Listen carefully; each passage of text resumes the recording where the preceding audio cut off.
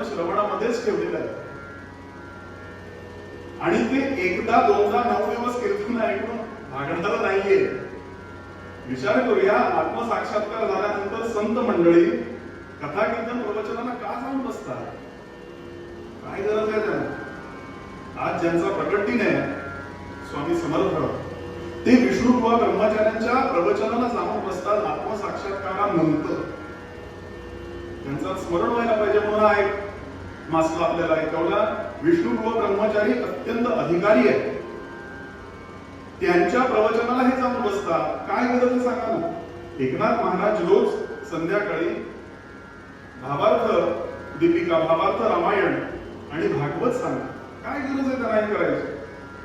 इतक्या लहान वयामध्ये एकनाथ महाराजांना दर्शन झालं दत्तात्रेयांचं. पण या सगळ्या संत मंडळींनी जर अनन्यसाधारण महत्व अध्यात्म श्रवणाला दिलं असेल, काय होतंय माहितीये का? आपण बाकी सगळं करतोय, फक्त श्रवण करत नाही. आणि त्यामुळे जीवनाचा आलेख बिघडलाय. माझे डिसिजन पॉवर का डेव्हलप नाहीये? पटकन क्षणार्धात मला हा निर्णय का नाही घेता येत? याचं कारण एकमेव आहे की आम्ही अध्यात्म श्रवणाला जेवढं महत्व द्यायला पाहिजे तेवढं दिलं नाही.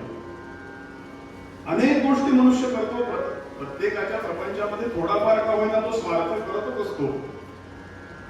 पण समर्थ सांगतात, स्वार्थच जर करायचा आहे, स्वार्थीपणाच जर करायचा आहे तर कुठे करा?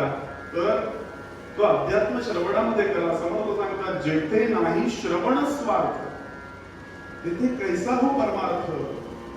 मागे केले तुके व्यर्थ श्रवणे विण होत असे. म्हणून सातत्यानं मनुष्याला पहिलं नवविधा भक्ती मार्गातली पहिली पायरी जर काय सांगितलेली असेल ना, तर ती अध्यात्म श्रवण श्रवण भक्ती आहे. आणि अगदी खरं सांगायचं झालं ना, तर जो बहुश्रुत आहे, ज्यानं जास्तीत जास्त श्रवण केलेलं आहे ना, तो जर बोलायला लागला तर तो ऐकत नाही. काळजीपूर्वक ऐका थोडं. ज्यानं भरपूर श्रवण केलंय, उग्रश्रवा जो आहे, ज्यानं भरपूर श्रवण केलंय, तो जर बोलायला लागला तर ऐकत नाही. आणि जो कधीही ऐकत नाही, त्याचा समाज कधीही ऐकत नाही. आहे ना अशी परिस्थिती?